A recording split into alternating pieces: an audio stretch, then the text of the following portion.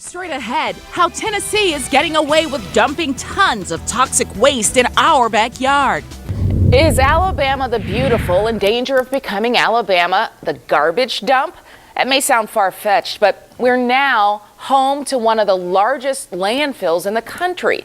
CBS 42's Cynthia Gould takes us to rural Alabama, where people are waking up to an environmental nightmare, and they warn your backyard could be next. My last day. Ruby Holmes is scared. I'm 80 years old.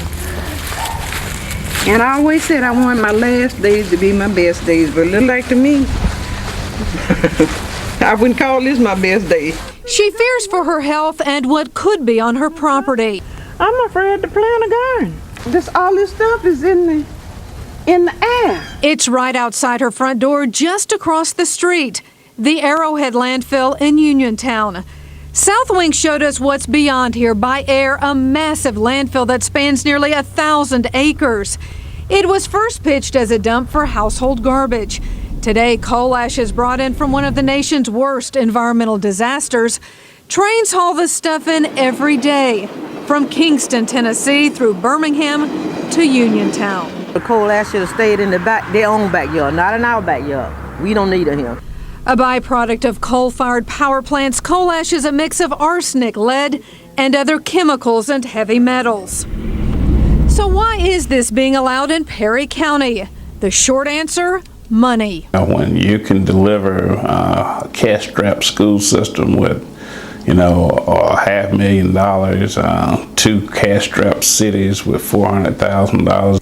Commissioner Albert Turner looks at the benefits, new jobs, and millions of dollars in landfill fees to the county. And so far, it's been a blessing for everybody that's been involved. Everyone except the people forced to live near the dump.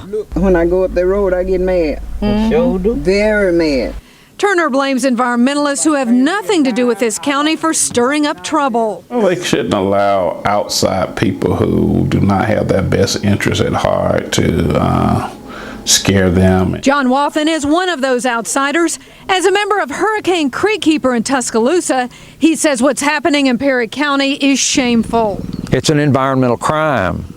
Wathen and others have complained to the EPA and the state. Both gave the coal ash disposal the green light. These are human beings, and they have the same rights as anybody in Kingston, Tennessee. Regardless of the color, regardless of the property value of their land, they have the same rights under the Constitution as anybody in Swan Pond. Why are they being treated differently? A lawsuit on behalf of more than 150 residents is now in the works. Even Governor Bob Riley thinks it's time for a stronger stance on landfills which are approved by individual counties and gobbling up thousands of acres, and who knows exactly what's crossing our borders. But the last thing that I think the people of Alabama want is to be known as a dumping ground for the rest of the United States. For Ruby Holmes, it's not the rest of the world she's worried about. It's the little corner she lives in. In Perry County, Cynthia Gould, CBS 42 News. CBS 42 tried several times to contact the owners of the Arrowhead landfill unsuccessfully.